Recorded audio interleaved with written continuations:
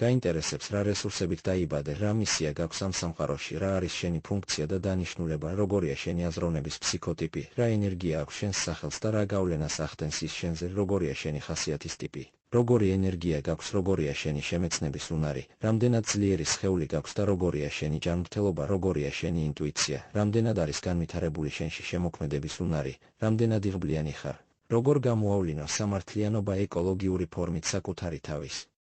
და ადამიანების მიმართ, როგორ აიღო პასუხისმგებლობა სწორი ფორმით, როგორი გონებრივი შესაძლებლობები გაქვს, როგორია შენი მიზანდასახულობა, როგორია შენი თავდაჯერებულობა, მეოჯახეობის როგორი ფსიქოტიპი გაქვს, რამდენად სტაბილური ხარ გრძელვადიან პერსპექტივაში.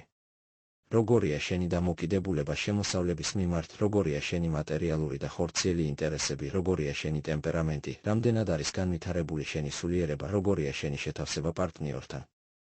ჩაეწერე შენი ფსიქომატრიცის განხილვაზე.